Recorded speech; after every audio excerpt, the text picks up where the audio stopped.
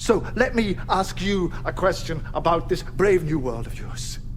When you've killed all the bad guys, and when it's all perfect and just and fair, when you have finally got it exactly the way you want it, what are you going to do with the people like you? The troublemakers. How are you going to protect your glorious revolution from the next one? We'll win. Oh, will you? Well, maybe you will win. But nobody wins for long. The wheel just keeps turning. So come on. Break the cycle.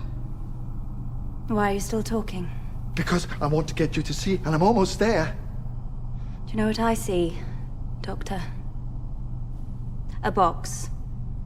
A box with everything I need. A 50% chance. For us too.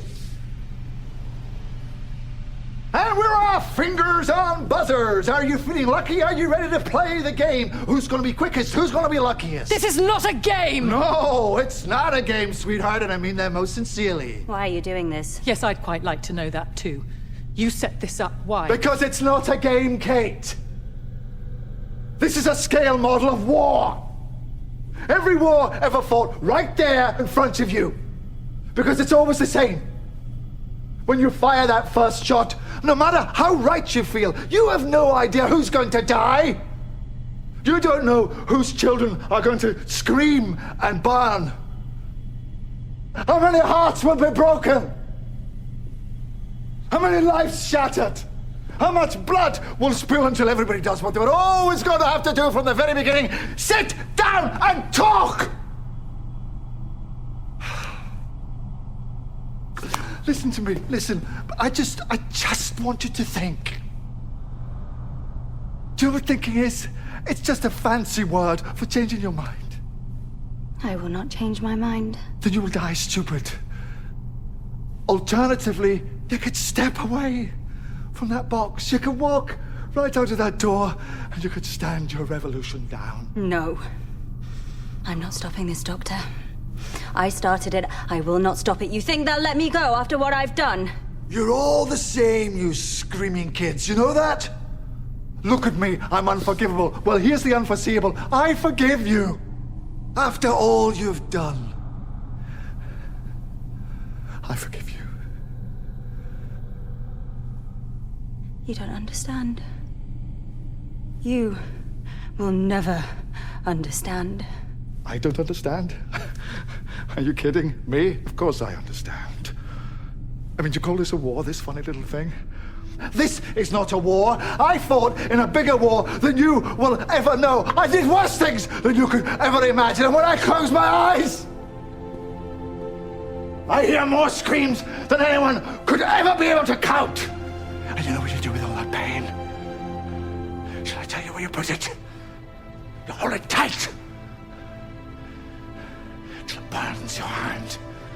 And you say this: no one else will ever have to live like this. No one else will ever have to feel this pain. Not on my watch.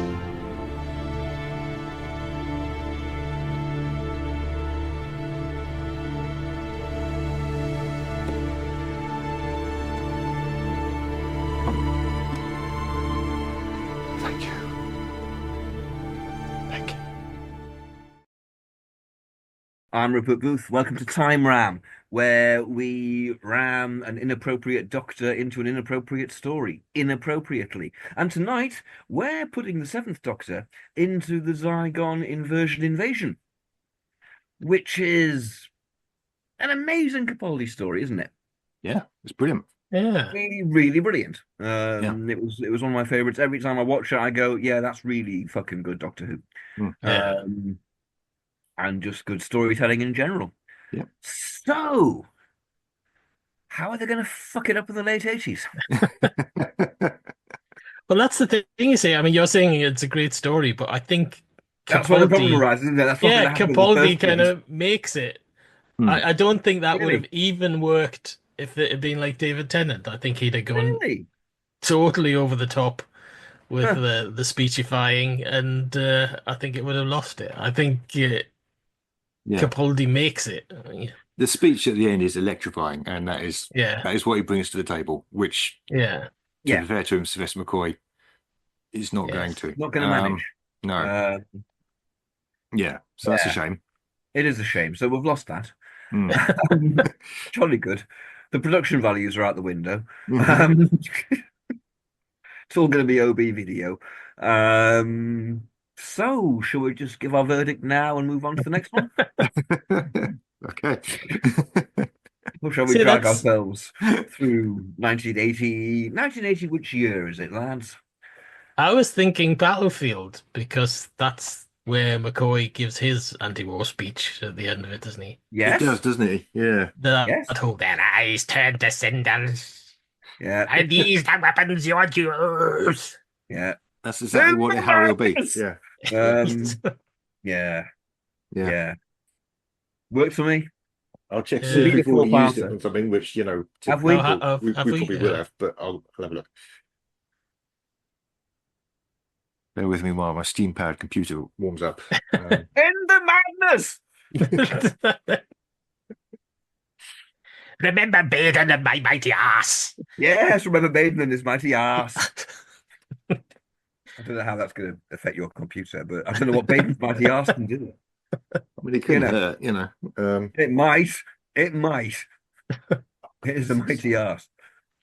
Maybe that could be the title for the episode: the Zygons versus the Doctor's mighty ass. Mighty ass. Let it be. Let it be.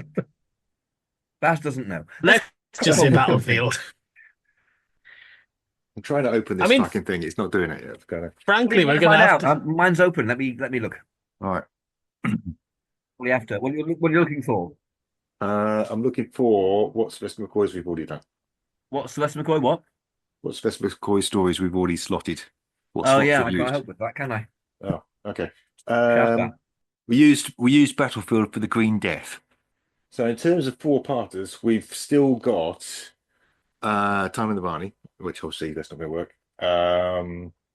We've also got Curse of Fenric. We've got Curse of Fenric. Yes, we've got Curse of Fenric. And that's about it. So might work. Yeah. We are going to have to start doubling up on McCoys eventually because he's had so many. Why don't we choose a companion? Let's choose a companion and go on from there. Yes. Good. That was easy. You can assume I'm an accord. Right. Ace then. Ace. Let's just say Curse of Fenric. Say Curse of Fenric. Yeah. Excellent. Yeah. And move on with our lives. Good. Yes. Okay. And our mighty arses. All my travellings throughout the universe, I have battled against evil, against power-mad conspirators.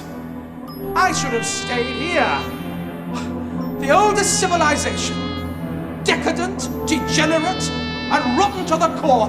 Power-mad conspirators, Daleks, Sontarans, Cybermen. They're still in the nursery compared to us. 10 million years of absolute power. That's what it takes to be really corrupt. Give us some plot, Baz. Yeah. All right.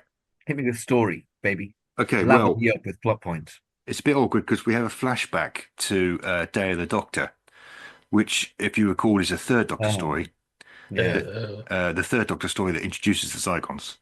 And we have a we have a flashback to the scene towards the end of that where they're negotiating the peace with the Zygons and everyone gets their memories wiped. Fine, it exists. It's all its original tapes. There's, that's fine.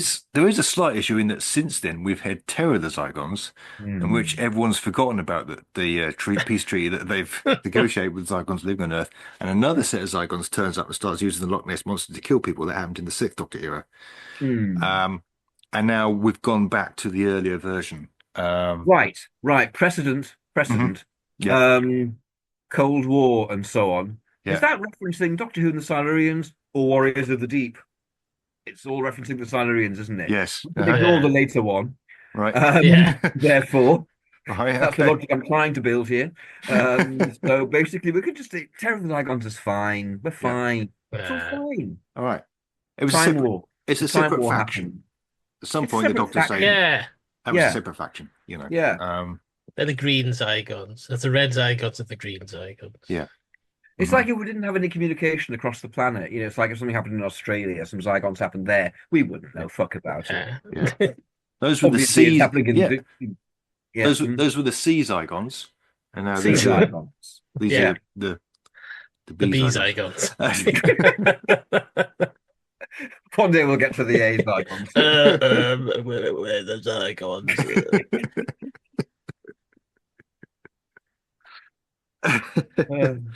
That was worth the wait. Good. So we cut to a video message. We got the two Osgoods. Did we have anybody duplicated in? These are going to be Alec Linstead, aren't they? They are going to be Alec Linstead, I'd imagine. Yeah. Except of course the Demons isn't going to have been a Pertwee story. Yeah. So well, I mean, Alec Linstead was alive and working all through the classic era, so we're fine. Yes, that's true. I mean, I can't remember what we said when we did Day of the Doctor now, but it's quite likely we had him in it. So whoever we had playing Osgood in that one, it's going to be Alec back. Of course, we would have chosen him. Yeah. Of course, we would have done. I'm sure we would have done. Yeah. Right. Yeah. So two kind of getting on a bit Alec Linsteads. Yeah. Nice. Isn't he? That's a real loss. He's in Revelation of the Daleks, isn't he? Yeah, Stengos. he's he is. Yeah. So he can do that. I'm sure he could. He's great as the Heed. Yeah. It's not him I'm worried about. It's how the Quantel paint box is going to cope with all this. That's going to be having a bit of an epi, you know. Yeah. So yes, Dave Jervis is going to be carried out on a stretcher, just going no, that sort of thing. Yeah. So Alec Linstead points out that we ignore the sea Zygons because there's 20 million other Zygons already living on Earth, and they've been housed in human form, and the Osgood box guarantees the peace. Yeah. And then we cut to the present, in which it transpires that one of the Osgoods is dead for reasons unknown. Yeah. We'll have to. Something blew up in his face, and he got a blackened face. It was really he died of it. Yeah, that's what happened. That killed him. Unless we end up putting this in another story, but let's assume that that's the case for now. Yeah, we'll park that. Yeah. Well, yeah, I was good. Sounds a bit like a euphemism. So after that, bathroom door locked. I'm just parking me Osgood. So after that happens, possibly even later that same day, I don't know. The other Osgood is captured and zapped by some Zygons. Yeah. So not having a good day altogether. Nah. But in the meantime, he manages to call. Hey, was bad. Was less good. Yeah. Was good. Was medium. Was poor. Was non-favourable. He managed to get a message to the Doctor on the space-time telegraph. The piece has been broken. Yeah. So that's the pre-credit in the visual version. One of my favourite lines in Doctor Who is where Skagra says something like that. I have broken the code, and the Krogs go, "Don't worry, we can fix it." We come back. We're in Brockwell Park. So, in the original version, the Doctor's on the phone to Clara. Yeah. It's the sort of thing the Doctor and Clara did quite a lot. Yeah. Doctor and Ace, not so much. Doctor and Ace would land on a suburban street somewhere and then descend to get an ice cream. That's basically what's going to happen, isn't it? Yeah. I don't know why Capaldi used to talk to her on the phone so much. Because you think, you've got a bloody TARDIS. Just go to her house. You don't need to ring her up. It's actually quicker for you to take the TARDIS there than it is for you to ring her. But it might. But on the other hand, if I had a TARDIS, I would probably phone either of you first before just rocking up at your place in a TARDIS, because then you'd have no privacy, would you? That was terrible, Anywhere. Yeah. I mean, you turn up and say... Anywhere you can fit a police box in, which isn't everywhere, obviously, but that's a lot of places. It's not most domestic ceilings. I mean... Mind you, that kind of goes with Capaldi, doesn't it? You can imagine him kind of just rocking up when she's on the toilet. Oh, you're having a shite, are you? Yeah. Anyway, the Zygons. That's the thing. If you want to come and take Doing whisk me off, Capaldi impression. and if you want to take me on an adventure in time and space, call first. Yes. Yeah, In case I'm having a shite. Or I've got to take my son to the doctors or something. It's it's not always convenient. So yeah, there's two 7-year-old twins there, and they turn out to be the Zygon leaders or leader. They're going to be like the girl in Leaders. Remember. Yeah. They're going to be like her. There's going to be dee, dee, dee, dee, dee, dee, dee, music going on. It's going to be something like that. Yeah, Yes. it'll be that. Yeah. Yeah. Yeah. It's more likely to be It's her a than child. Do you see? Yes. It's a scary child. Do you see further? So he gets interrupted because Unit calls to say that Osgood's been kidnapped. I'm not sure how he wouldn't have had a mobile phone, will he? It's kind of I'm not quite sure how they're getting this message to him. They did have a mobile phone in the 80s. They did have them. They were around. They weren't common though, were they? And they were fucking The massive. Doctor.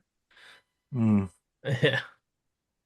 yeah, I tell you what, he gets a little signal, and he's got one of those really slim communicators that Unit had in the Invasion, the little cylindrical, Yeah. the Oh, smallest yeah, one yeah. they ever have ever. yeah, yeah. And it's absolutely exactly that prop. And Yeah. just to make it sure, as it falls out, a thing with Pertwee's face on a unit badge with Pertwee's face on falls out, and McCoy goes and so on, and makes a big fuss about it, and we see it, and Kevin McCulloch goes Jan, and we kind of go, look, is that a thing from the Doctor's past? And then we come back to the children where it's still going ding ding ding ding ding ding, ding. And it's all just being laid on with a trowel. That's better. Well, I was going to suggest maybe the telegram boy turns up. He's on his bicycle. There you go. Osgood kidnapped. Stop. Actually, if it's Curse of Fenrir, you've got Mark Ayres, haven't we, for the music? So Well, that's not we so, have, that's that's a bit true, better. Yes. So it'll be half decent. Yeah. Yeah. So yeah, while he's looking the other direction, the twins get taken. They get kidnapped, and then we cut to Osgood's hostage video, which again is very contemporary for the noughties. It's set up like one of those ones for the. It's very post 9/11, the whole thing. I think. I don't think they would do it now. No. Yeah. It's very sort of Islamist rising type video, isn't it? Yeah. What's the analogy going to be in the 80s then? What's happening in the 80s? Falklands War. Falklands. Yeah. The Gulf War One, Oof. the prequel, wasn't far off. Yeah. Yeah, but it hadn't actually happened. That's the It hadn't actually happened. That was close, but I thought, yeah, but that is in the future still. You can't just do that. Maybe they'd make it a racial thing. Yeah. Yeah. Maybe it's going to be a better version of White Kids Firebombed it Yes. Yeah. with Cartmel on board. Maybe. Yeah. Maybe it's going to be that. Mm-hmm. It's valid. Yeah. Othering. It's about othering, really, isn't it? Yeah. So whichever form you choose to attack that with. Yeah.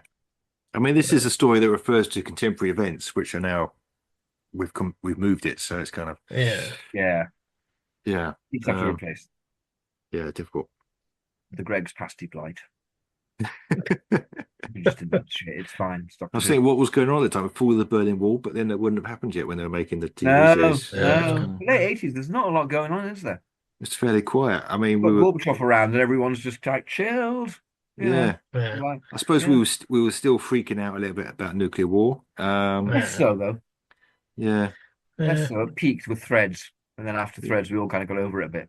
Yeah, it died down a bit. Yeah, but maybe it would have been referring to this kind of, I don't know, Russian propaganda type of stuff. I don't know. The rise of Stock Aitken and Waterman. Yeah. Man, yeah. So, Osgood's there in front of some Zygons who are going, never gonna give you up, never gonna let you go. We're really gonna kill you now. The horror. Hands faster. You've been rickrolled. Good. Well, we got there in the end. Yes. Well, we've had an idea. We haven't got anywhere yet. not be charitable to ourselves. Yeah, so this is where we catch up with Ace. Ace she's been distracted. She's found a little boy on the street who's crying for his mummy. So she follows him into this tower block and basically goes upstairs. It's Clara's neighbours originally, obviously. And then we kind of cut away. They're a bit sinister, and when we come out back to her, she's tied her hair back in a ponytail, which is very telling. Very telling. Yeah. And she still sometimes do ponytails. Yeah.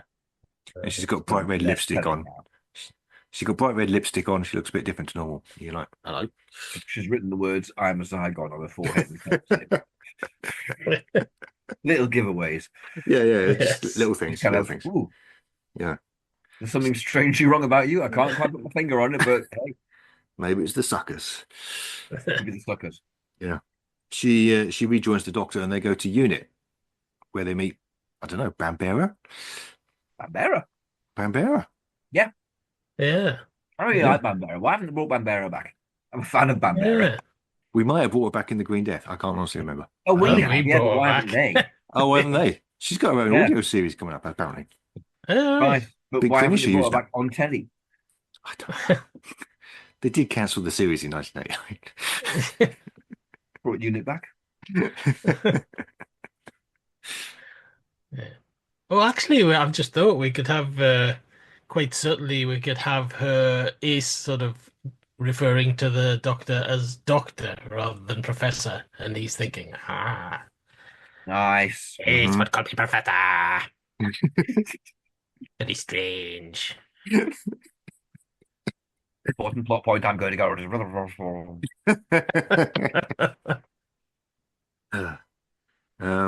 Yeah. So we get some explanations. It's the younger Zygons. The younger Zygons are the problem. Yeah. I'm just giggling away. Sorry to interrupt. I'm just giggling away that I've realised once again that all our Sylvester McCoy impressions are just John Blum. They are all John Blum. You're They are doing John John Blum doing Sylvester McCoy. It's Yeah. kind of like third generation McCoy. Yeah. It's not the real McCoy at all. Oh, no. Really the wrong McCoy. Sorry. It's like everybody's impression of Michael Caine for years. It's not really Michael Caine, is it? Yeah. It's like what's he called? The impressionist from the 70s. Mike Yeah, Yarwood. I would. Mike Yarwood is Yeah. Mike Yeah. Yarwood doing Michael Yeah. Caine, isn't it? It's Yeah, not yeah, actually Michael Caine. Well, Sean Connery was never that bad, was she? You know, it was never that bad. But there we Yeah. are. Apart from me was hunting nonsense. Yes. So we learn that the younger Zygons have been radicalized. And That's modern. yeah, Yeah. that is You modern. didn't get Yeah. that phraseology, really, did you? I don't remember that sort of thing. Again, No. it's all from the Isthmus thing, wasn't it? It's Yeah, from yeah. young It is. people being radicalized and becoming terrorized, Absolutely. terrorized terrorists, Yeah. which was going on an awful lot around this time. Yeah. Seems to have lost our attention a bit now. We've had a pandemic and Yeah. cost of living crisis and massive social inequality. It's just people have moved Yeah. on, but Yeah. Psychopath in charge of the largest country in the world. Yeah. yeah. Mhm. What are you talking about? Not in me. Just here it says here that they enter the Zygon control center. I don't quite remember that happening. I don't know quite. Yeah. Hang on, isn't it after the hostage bit, the bit with the mother and so on?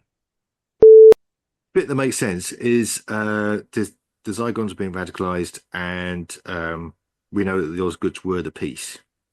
Yeah. They must go somewhere because they find a video. They find a video showing the twins being executed. Yeah. To eat hairy mats. Turns into wee hairy mats. You're quite right. Yeah. Electric hairy mats. And I thought that was just like, that's a dead Zygon. Okay, it turns to electric hairy mat. Fine, it's a Zygon. I don't know. Yeah. Yeah. I know Broton didn't, but they didn't have time. But then they kill humans later, and they turn into wee electric hairy mats as well. It's kind of, oh, that's a weird way of killing people. Yeah, it's a weird gun that does it, isn't it? Yeah, it's slightly worrying. Yeah, Yeah. yeah. It's like a massive pubes that Edison's got hold of. So the new leader comes back to him with a message, which is truth or consequences. Yeah. And this is where the brigadier refuses to negotiate, basically, like she does. But the clue is that truth or consequences is a town in New Mexico. This is going to look good. Out of retirement. Yeah. Hey? Are we going to pull Lethbridge Stewart out of retirement? Because they would have done. Well, we've got Brigadier Bambera already, so I mean, We have got Bambera, you but don't really need they're to. not going to do this without bringing the Brigadier back, are they? Did we bring him back in the Green Death? So we can bring him back again. Well, I think we may have done. Yeah. Yeah. I mean, he was in season 26, wasn't he? So they'd be likely to have him in there somewhere. Yeah. I'm turning up again. That's fine. You can turn up in 2 stories in that season. Sylvester was knackered. He went, I'll come and do it for a bottle of whiskey. And did. It was fine. And also, Nicholas Courtney could enunciate more clearly. Yes. Maybe J&T went, look, we're just going to lean on you for a couple of stories, though. Some very complex. There's a big speech that has to be done in one of them. We might just give that to you. Therefore, solving that problem. There we go. That's the reason why we're bringing Courtney back as well. Commercial time. They all say, who is Doctor Who? This is Tim Trelaw. This is David J. Howe. I'm Peter Purvis. I am Sadie Miller. This is Lauren Cornelius. Larry, it's Fraser. For all things in the Doctor Who collecting world and beyond, the Doctor Who Collectors Podcast. I'm Larry Van Mersbergen, your host, and I've been collecting for 42 years. You're listening to Time Ram on the Direction Point Podcast Network. The Doctor, Ace, the Brig, and the Brig head to the location of the Zygon Nest, which is under Drakeman Junior School. That's where they do. Well, that's what they do. That's where they go. Yeah. And then they find the control node responsible for communicating with the Zygons and birthing more of them. Yeah. And then that's when they get the message showing the old leaders being executed by the rebels. Right. Yeah. And the rebels just identify themselves as truth or consequences. Yeah. Yeah. And then someone, Clara in the original, points out that that's a town in New Mexico. And that's also where Osgood went missing. So that's what ties it. Do we have to do all that chunk? Do we have to just now make all that chunk into Seventh Doctor now? Because that was a big chunk. Yeah. The dialogue's going to be a bit different because, I mean, we've got lots of gags here with the Doctor calling himself Dr. Disco and stuff like that, which doesn't quite fit anymore. No. Yeah. It's not going to be New Mexico either, is it? It's going to be Wales. Yeah, it's going to be that big like derelict building from Silver Nemesis. Yeah. Oh yeah. What? Just right in the middle of London, basically. Yeah. Docklands. So it's the town of Truth or Consequences near Arundel. Excellent. Right. Good. Right. Okay. Cool. That well-known Saxon village. Yeah. Well, they make it a little village then. It's a little English village out in the middle of nowhere. Yeah. That would be better. Yeah. Yeah. It's not going to be called Truth or Consequences, though, is it? It's going to be... No, it's going to be called... Little yeah. Little Truthton. Little twatting on the arse or something. Yeah. So we've lost quite a lot there, actually. Wet wine. Let's just set it in we're wet the rebel wine. group, Little Twatting on the arse. Baden, with his mighty arse, remember? Yes. That was going to come back to haunt us. Yeah. Imagine being haunted by a mighty arse. Don't want to.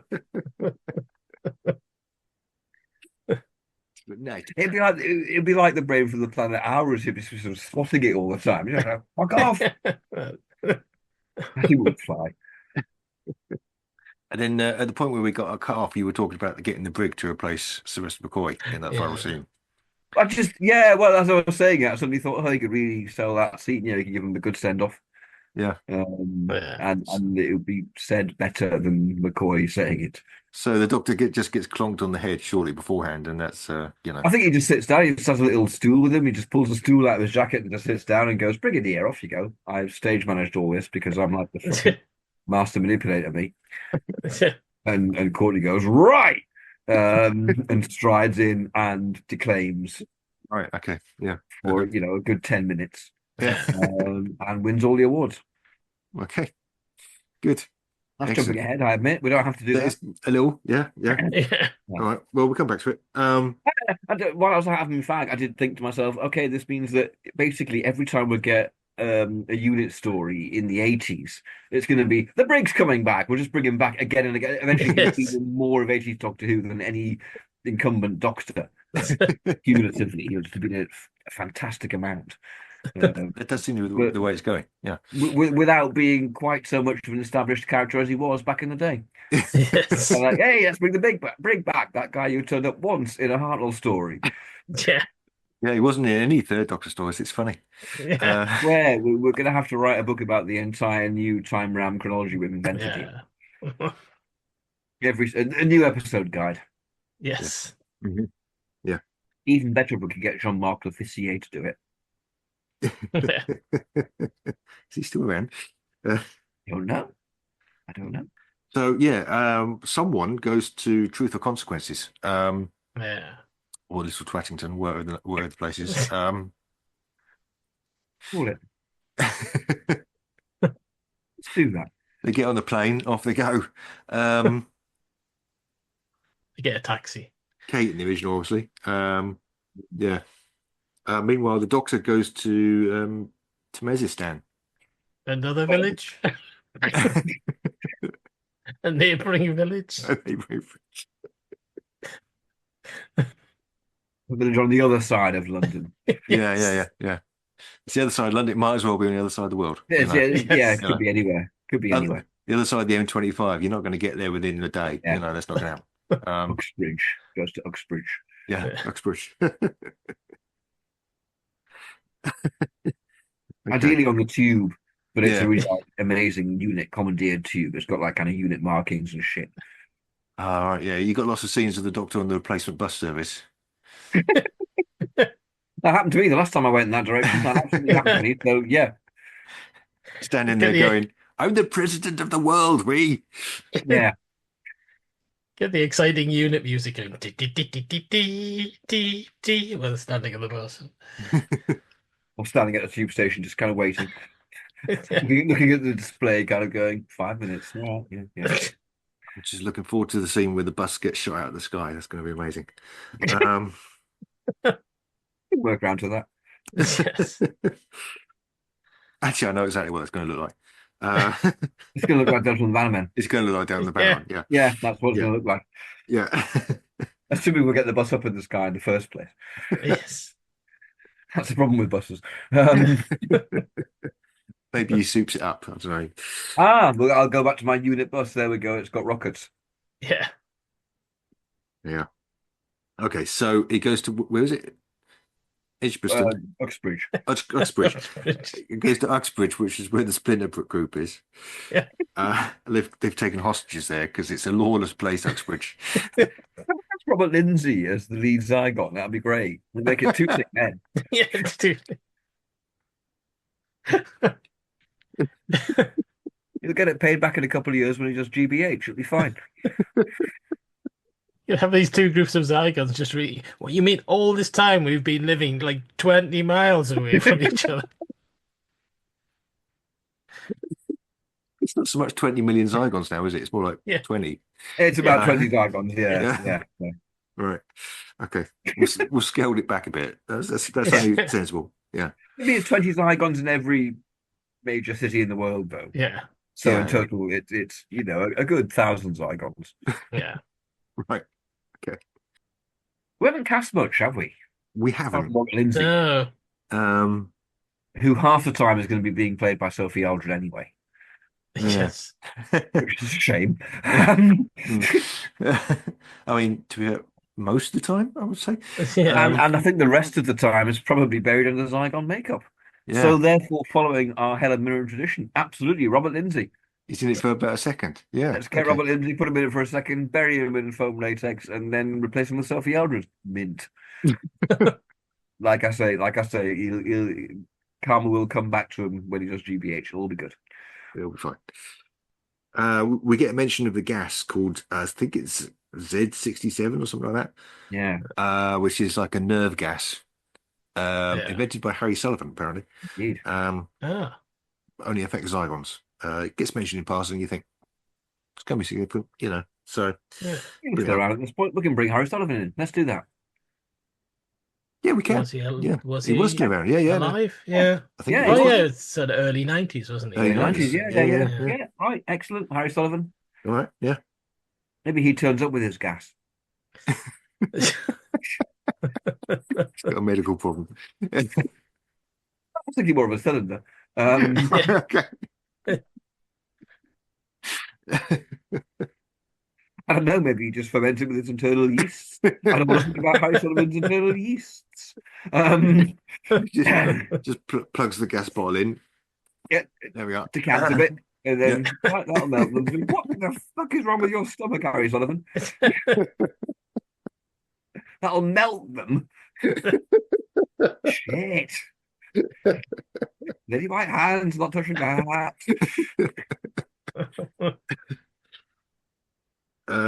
So meanwhile, Ace takes as another unit operative. She's called Jack in the original version. She's not in it a huge amount. I think she had been in a previous story. With the Brigadier.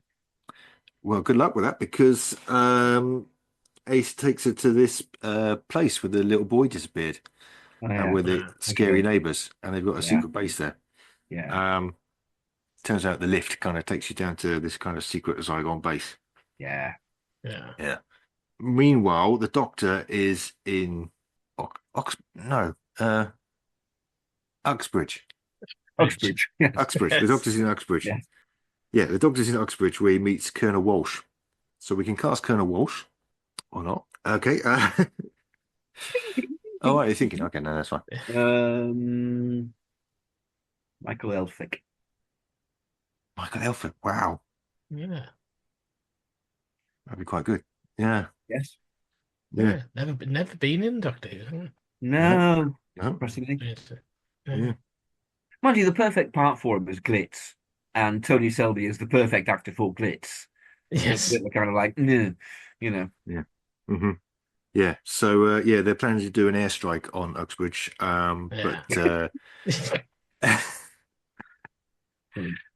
I love that. Yeah. I mean, again, it's drones and stuff like that, isn't it? Which they didn't really have in the late 80s. So, it's going to be a nuke. Yes. Yes. That's what they're going to do. It's going to nuke Uxbridge. Polaris or something, or Exocet. The Doctor says, all right, calm the fuck down. yeah, don't nuke Uxbridge. What the fuck, man?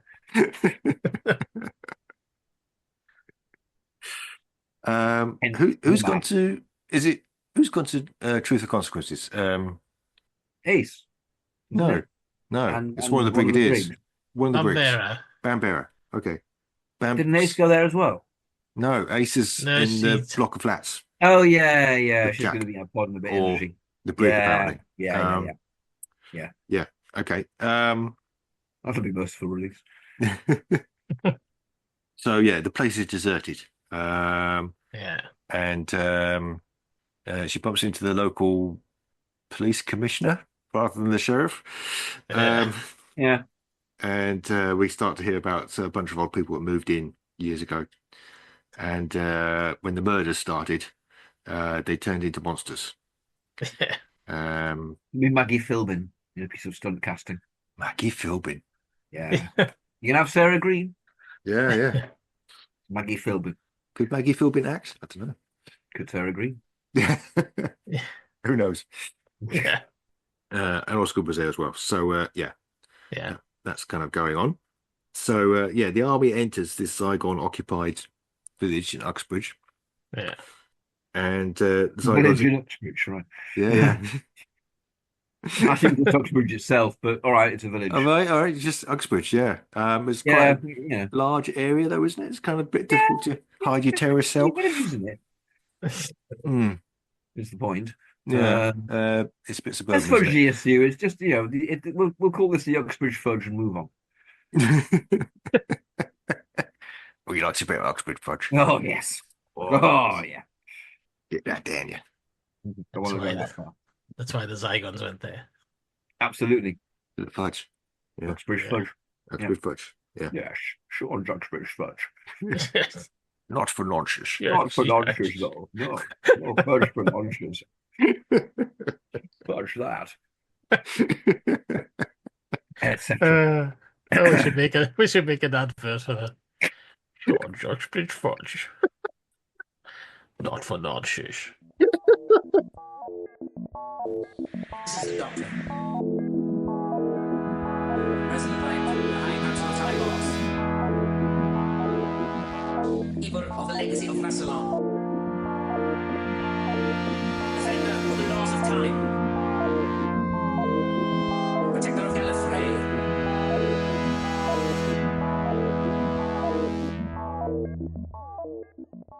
So yeah, the good people of Uxbridge are a little bit disturbed when all these army guys in fatigues turn up Yeah. and come piling in, basically, and the Zygons come out and they kind of imitate their family members. Yeah. And even though it's as obvious as you like, Yes.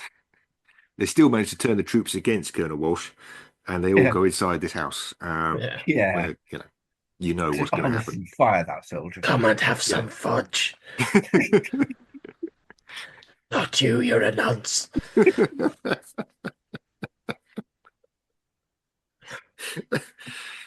Zygons don't like nonsense. Oh, that would have been clever, you see, if the Zygons went, you were not. No. You want some fudge then? Well, I don't know. I'm not going to go, the colonel in the ear's got to go, don't listen to the fudge shit. But seriously, Zygons will do this.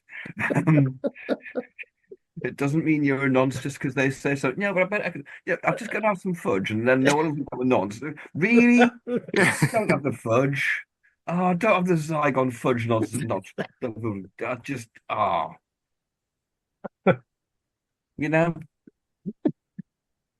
Isn't it? We've seen it like a million times. It's like, Yeah. when are people going to stop falling for this? So yeah, while they're distracted, Walsh and the Doctor kind of head around the back. Yeah. Everyone's dead, so she gives him 10 minutes, or he gives him with Carsparkle outfit. Yeah, he gives him 10 minutes before he calls a strike. Yeah. It's going to bomb Uxbridge into the Stone Age. Yeah. Well, they're already bombing it. Well, aren't they already bombing it? Not yet. No. Oh, no. I think they're kind of threatening bombing. Threatened bombing. This is a real bombing. Okay. Is anyone bombing little Twatmorton? No. Okay. Uxbridge. What's happening there? Well, let's finish this bit first. Oh, because, no, it's fine. I know. Yeah. It's the standoff with like George Dixon or something, isn't it? Where's the moment where the Doctor finds Osgood and rescues him from the basement? Shortly before Uxbridge gets wiped off the map. Yeah. Shit. Late Doctor Who went hard, didn't it? The White Kids firebomb Uxbridge. More than that. So, yeah. Truth or Consequences, or Little Twattington, rather. Yes. Oh, yes. Yes. Actually, before we do that, we should probably mention Ace and the Brig returning to the Zygon secret base with a bunch of troops. Canberra. Yeah. No. Courtney. Right. Bambera's in Truth or Consequences. Oh, shit. Yeah. This is complicated. Yeah. It moves quite quickly here. We cut back to the Doctor and Osgood on the Doctor's bus, where they're interrogating a Zygon prisoner. Yeah. The bus. On the bus. Is this the presidential world bus? Yeah. President, world bus president. Yeah. What the president kind of world bus World president bus. anyway. Yeah. Exactly.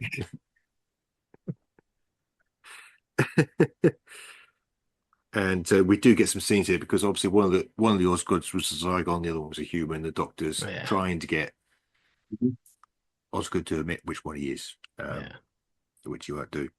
So in the secret base, it's full of pods. and they find Ace inside one of them. So so it's not Ace they're talking to Bonnie. Bonnie is Ace. Yeah. Bonnie is, yeah. Bonnie. So Bonnie kills the Brigadier and the rest of them.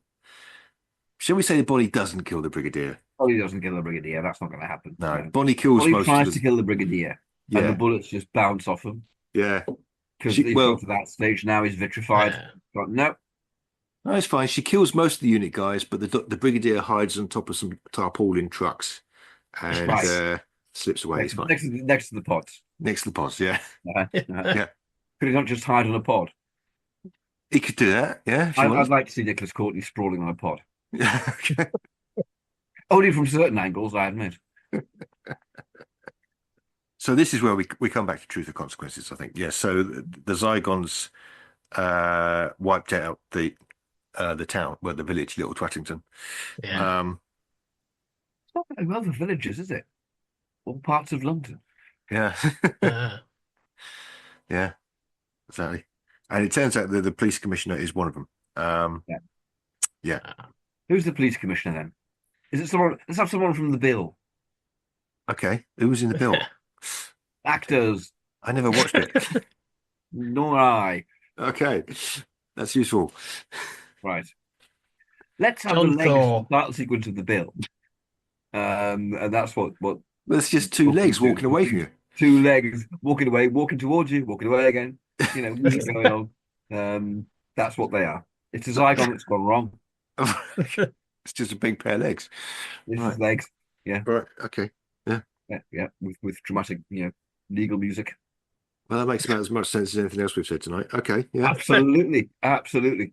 Right. If only Shawcraft was still making stuff. Yeah. Yeah. So obviously we're under the impression that Bambera has been captured or killed by those Zygons. This is where Bonnie takes a missile launcher and heads into northern London and calls the doctor on his communicator, presumably. Yeah. And then shoots down his bus. Yeah. Yes. Yeah. Yeah. Mm. In the middle of London. In the middle of London. Well, I suppose London's having a bit of a problem here because Uxbridge has just been annihilated. Yeah, so they're a bit distracted. Yeah, yeah. London's attention's elsewhere. The buses blowing up in London isn't completely unknown. Yeah, that's what happens then. So, yeah. Right. Blows up the bus. Blows up the bus. Yeah. Okay. Right. End of episode 1. End of episode. Well, that's the end of episode 1. Two, really. Presumably, in episode 2. Yeah. Yeah. We haven't really had a cliffhanger for episode 1. We're not quite sure where it'll come. No. The Zygon does something. Yeah. Probably when it becomes obvious. Eh?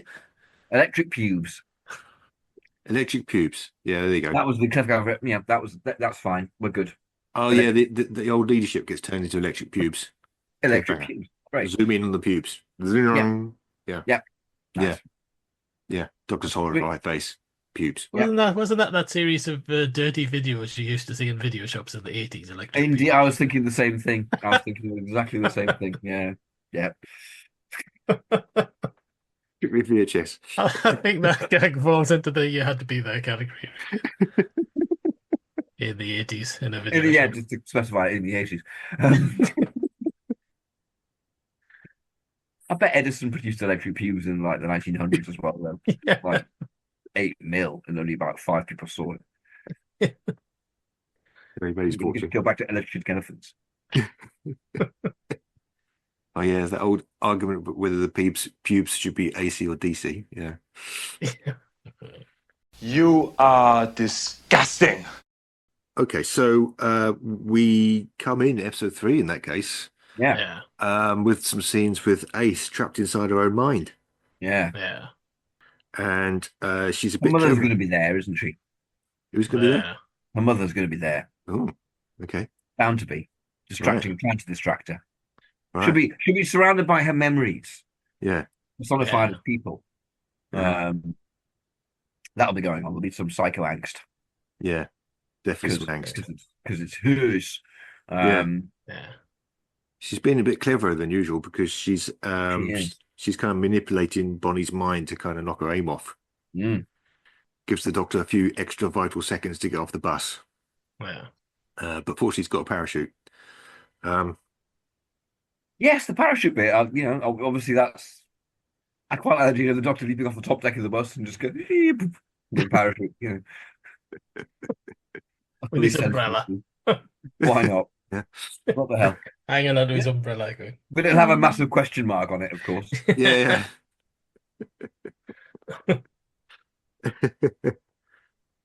And then he lands with his arse in the air. Yeah. He'll land in a hay McCoy. bale. He'll be absolutely fine. Yeah. And And Osgood's somewhere fine. a Everyone's million light years away, Baden goes, wait. Call that a mighty arse. It's kind of war now, isn't it? Because there's Bonnie's forcing Zygons to change into their natural form. Or at least she picks on one poor sod and makes him change. And then she films it. She's got a VHS video camera. She has got a VHS video camera. She's got a camcorder. Yeah. And then she films it and then she sends it in the post to the BBC. She somehow gets it onto broadcast. Yeah. In ways. Yeah. That we can hand wave that. Zygon waves are just cutting into the broadcast signal, you know. Yeah. Okay. That's better. That's better. Yeah. She's got special with Zygon with a like a Max Headroom mask on. That was the Zygons all along, the Max Headroom broadcast interruption. Or maybe you've got the Max Headroom going on, and they take the Max Headroom mask off, and it's an identical Max Headroom underneath. Then that shape shifts back into being a Zygon. Have you seen the full thing of that? There's loads of it. It's the Horror of Fang Rock thing. No, the Max Headroom thing. There's a really long bit. Yes. Where the guy ends up being like spanked on the arse. Yes, I haven't seen the arse. Which they never showed that news round. Yeah. That's I've got the entire thing sat on the hard drive because I have. Until very recently, I never realised there was that much of it. I thought that little bit in the Horror of Fang Rock was the only bit, but no. Yeah, there is lots. It's a bit of a subplot anyway, but yeah, we can have them doing it with Zygon technology. That makes more sense, doesn't it? Yeah. And then we get some very nice scenes with the Doctor and Osgood kind of catching up with each other after they've escaped. They really get on in the Capaldi version. In this version, it'll be lots and lots of talking about the demons, won't it? Yes. Or not, because the demons was a Tennant story. David Tennant story. Hasn't happened yet. It'll be lots of talking about Doctor Who in the 70s. Yeah. Confusingly, I think Osgood in the version we used was the other Osgood in the version of the demons that we did in the Tennant era. I don't know.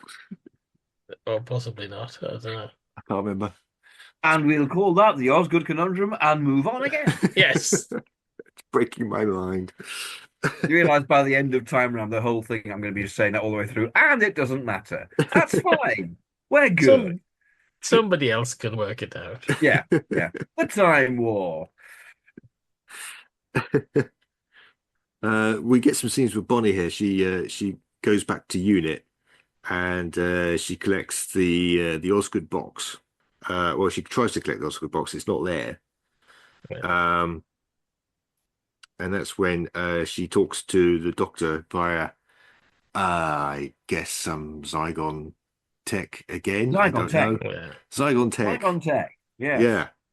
He pulls on the Max Headroom mask. He pulls on the Max Headroom mask. Yeah. That's the only way you can do it with the Zygon tech. He sees her there winking, basically. He sees her winking in ways. She's winking in Morse code. Because Ace knows Morse code, apparently. So, he's getting messages. He's getting messages from Ace. what have you done with this? So Bonnie's going to use Ace's memories to find where the box is. So she Bonnie's just going to get beaten up by loads of like spectres of mother going, "I'll always love you" and things like that.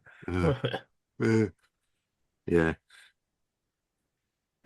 So she goes back to the tunnel where the pods are, and she demands Ace's memories, and the upshot is we learn that the box is in the Black Archive. Last seen in the Day of the Doctor, of course, under the Tower of London in Day of the Doctor in the Third Doctor era.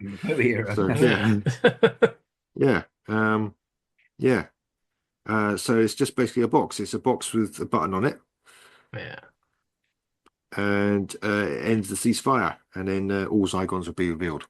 And that'll start the war. Start the war proper. So meanwhile, the Doctor and Osgood, they trace the Zygon that was forced to change, the Zygon victim. I mean, he just wanted to live in peace, basically. So he just he suicides. Covers himself in vinegar anywhere he goes. I'm not quite sure what he does, but he just kills himself. Okay. Yeah. And then Bambera arrives. Or Bambera's duplicate. Bambera's Zygon duplicate arrives. Yeah. And claims to have been You're watching this summarized, isn't it? Yeah. This is hard work. It's a dense story. It is dense. It's very dense. Yeah. So she basically captures them, and they all go back to the Black Archive, basically. And presumably Courtney goes there as well. Yes. Yes. Limps over there. Yeah. So the Black Archive. Bonnie's there, and she's got Ace on the gurney, and she finds the Osgood box, but there's two of them. What you gonna do? So we learn that one box reveals the Zygons, and the other one destroys the Zygons. The special gas. Yeah. In a cylinder. Not Harry Sullivan's butt. Not necessarily being carried in live in a barrel. It's not live culture. Yeah. To try and solve this conundrum, Bonnie releases Ace, basically. And threatens her to try and find out what's the story with these boxes. And then, of course, when they open the boxes, I think in the McCoy era would actually have when they release Ace, I think it would transform back into the Zygon to get a bit of money's worth out of the costume. Yeah. Because of course in this they were using costumes built for Day of the Doctor anyway. Yeah. So they can afford to kind of throw them away. But I think in this would get a transformation back at this point. Yeah. Well, they're presumably using costumes made for Terror of the Zygons, which was made a year or two earlier. Yes, indeed. Yes. Well, in that case, we can afford to throw them away. Fine, carry on. All right. Okay, all is good. Okay. Hurt. Just saying, No, fine.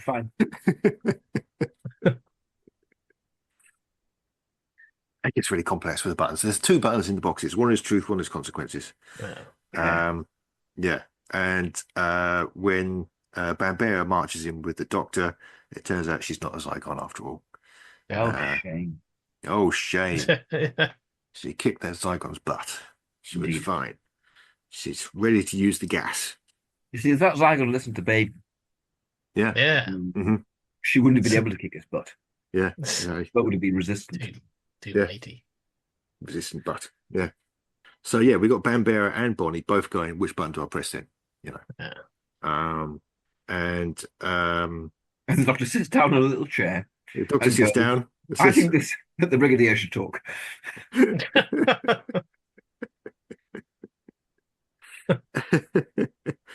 Yeah, and as it says in my notes at this point, he gives an amazing speech.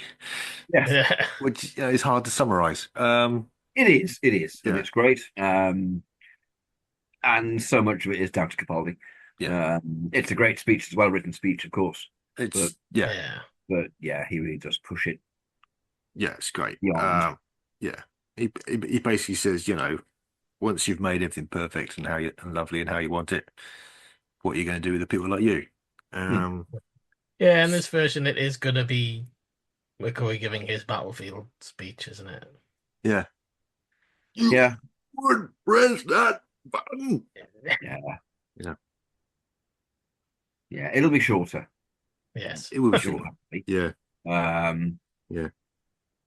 Yeah, it's just a great loss. The greatest loss to this episode is that sequence. Obviously, it's one of Capaldi's defining sequences, isn't it? Yeah. I mean, it is spine tickling. Yeah. Eventually, the band bearer stands down. She's not prepared to kill everyone. Mm-hmm. And then there's a lovely moment where Bonnie says, "There's nothing in this box, is there?" And it's like, yeah, you're using your brain now, aren't you? Yeah. And it wipes everybody's memories, except for Bonnie. This has already happened 15 times. Yes, which is nice. He forgives her. In this case, it's the brig, presume. The brig forgives her. And when I watched that earlier on today, I thought to myself, that's how you earn that line rather than the floaty tenant doctor going, "I forgive you" to the master. This is the doctor using it as an example of being better. And it's not cloying, and it's not horrible, and it's great. It really hits home. Yeah, it's amazing. Yeah. It's the doctor weaponizing forgiveness in a way. Yeah. And what's wrong with that? In that way, anyway. Actually, there's lots of ways of weaponizing forgiveness would be wrong, but you know what I mean. In terms of the story, and it really stood out to me as a contrast with floaty god tenant thing going, "I forgive you." If this missile explodes, millions will die. You will die. I shall die with honor. All over the world, fools are poised, ready to let death fly. Machines of death, Morgaine, screaming from above. A blight brighter than the sun. Not a war between armies, nor a war between nations, but just death. Death gone mad. The child looks up into the sky. His eyes turn to cinders. No more tears, only ashes. Is this honor? Is this war? Are these the weapons we would use? Tell me! No. And put a stop to it, Morgaine. End the madness.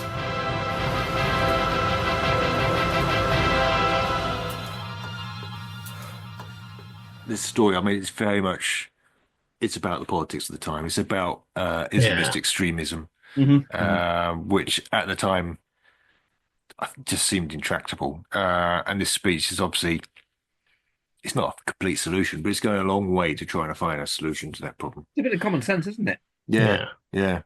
Which I love about it. I guess in the 80s, it would be maybe about communism, maybe about ideologies. Even if the Berlin Wall hadn't fallen yet, I mean, freedom was spreading across Eastern Europe at this time.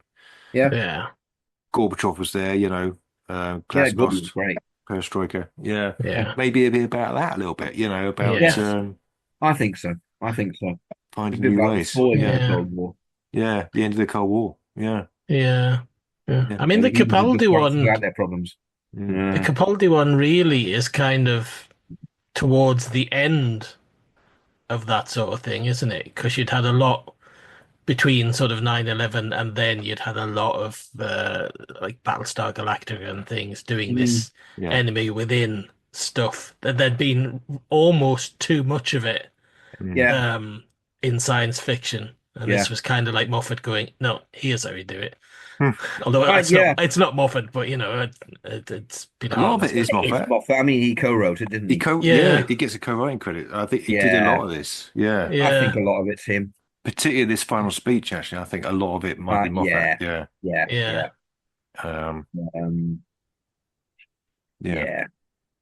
But there was kind of an awful lot of it kind of prior to that, and this in a way, I think.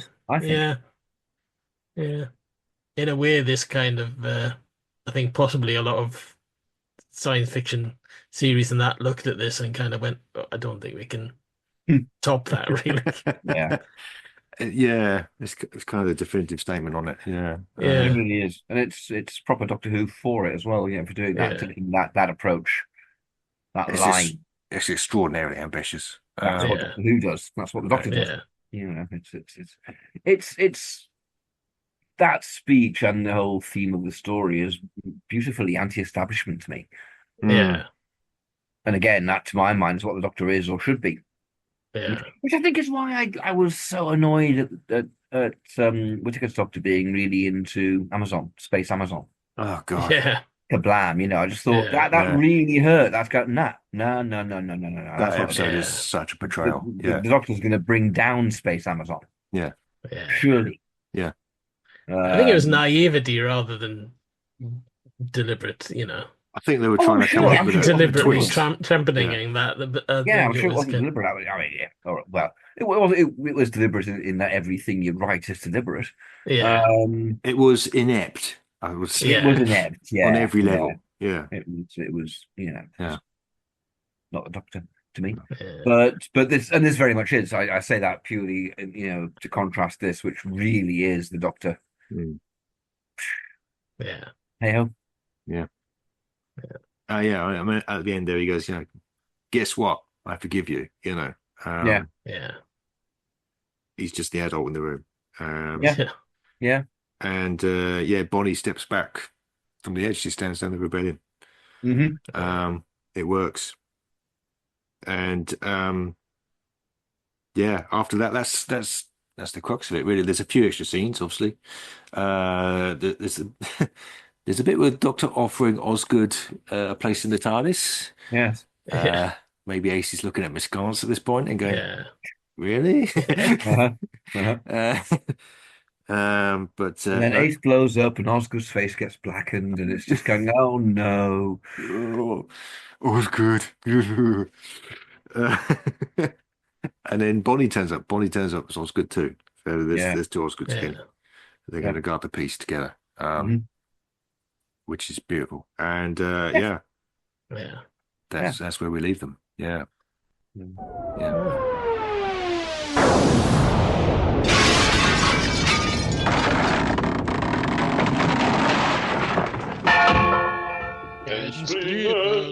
Ensplinment. Yeah. So, this version's obviously inferior. It is, because it would seem odd. It would seem odd with the politics of that time. Yeah. Of the 80s. With that TARDIS crew, frankly, it's not going to be. With the production values and with the central leads. They'd have a damn good crack at it, I'm sure. Andrew Cartwell.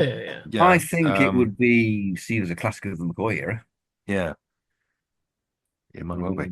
Yeah. It would be a different beast. It would be more late Cold War, wouldn't it? Yes. Very much so. The dying moments of the Cold War, which is essentially what was kind of going on then. So it is. So much of the dialogue would change. It is quite modern. And so there'd be a lot of dialogue changes. Yeah. I often think when we do a time round that the dialogue wouldn't have to change that much because so much of it in Doctor Who is expository. Yeah. You know, if we don't stop such and such from happening, then this will happen and that will happen. Yeah. A lot of it is like that, and also a lot of it is central to the character of the Doctor, which doesn't really change.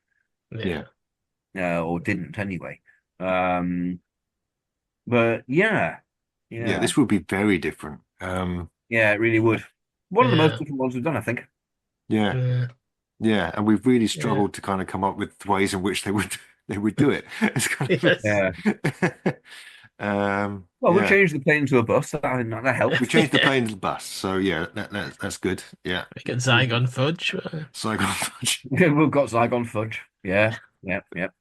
That's the episode title. Zygon Fudge.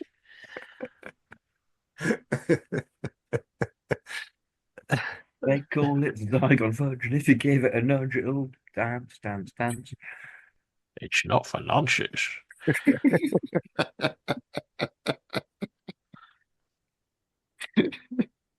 Uxbridge Zygon Fudge, yes, of course.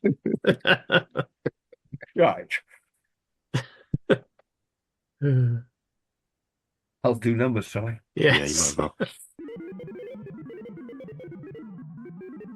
William Hartnell. Yay! We've had lots of Hartnell lately. We have. Just constant Hartnell. In 114. Okay. So William Hartnell in The Keeper of Traken. Oh. I can kind of see that. Sort of vaguely historical feel to it. Yeah. I mean, it kind of. Earliest master story? Oh, yeah. Yeah. Yeah. Great intro to the master. Introducing the Yeah. master. Yeah. Wow. Yeah. He's going to be Hartnell's master. Indeed. He'd be quite young then. He would, but he's going to be covered in shite, so it doesn't matter. Who's saying the makeup was shite? You know what I mean? This is before they've introduced the concept of regeneration, though. No, it's not. But he doesn't really regenerate, though, does he? It's No, I guess the not. power of He the possesses. keeper. Yeah. Keeperhood. Yeah. So we can get Okay. away with it. Yeah, we can get away with that. So would Tremas be Delgado? Fucking hell. Fuck. I mean, theoretically, it could be. No reason why I couldn't be. Wow. Fuck. Well, then, listener, you heard, because you're a listener. Join us next time for The Keeper of Traken. We've been Paul Ferry. I've been Paul Ferry. And Barry Williams. I've been Barry Williams. We are Rupert Booth. Good night. I'm not Rupert Booth. Neither am I. Yes, you are. We'd like to thank Ben Jones for our music. There are various things online you can find us at. Blue Sky. We're all on Blue Sky now. We Yeah. are all on Blue Sky now. Yeah. Are you on Blue Sky, Baz? Have I found you on Blue Sky yet? I couldn't find you on Blue Sky. I couldn't see you. I'm just me. I Alright. found both of you. I'm definitely there. Yeah. Come Alright. to me and you We'll will find us each via other. Paul. Oh, Yeah, I'll look he again. is Yeah. the Blue Hub. Blue Sky's weird. Yeah. Okay. I'll look. Blue Again. Sky's exactly like Twitter used to do. Blue is beautiful. Blue is It's better than best. Twitter. Better Twitter. Yeah. We're on various social medias, including Facebook, where I write a webpage. I think we have a page. We do have a webpage as well, and we have a Patreon too. I'm just going to skip ahead and hope that Baz won't notice the fact that I haven't done any of the handles, or the fact we're on Instagram, and yeah, we're great. you know you want to. Like it's Valentine's Day. That's a callback.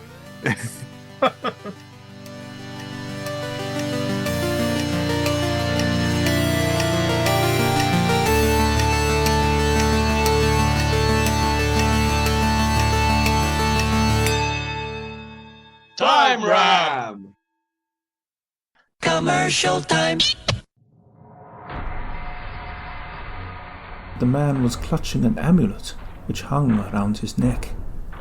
With his free hand, he unzipped the bag. To Pete's shock, a withered collection of bones resembling fingers emerged from inside the holder. Tales of the Vaguely Harrowing, a collection of stories that can only be described as vaguely harrowing. In tonight's story, a nasty little boy who has a nasty little Christmas. The taxi driver who takes a journey to ancient Egypt. An exhausted yoga instructor discovers a dark twist. A toy collector wins the ultimate prize. But it isn't what he expected. A jobbing scientist receives a jolt. The British Prime Minister has a new and horrifying political advisor. Tales of the Vaguely Harrowing is available on podbean.com. It is a rough-hewn spoon production.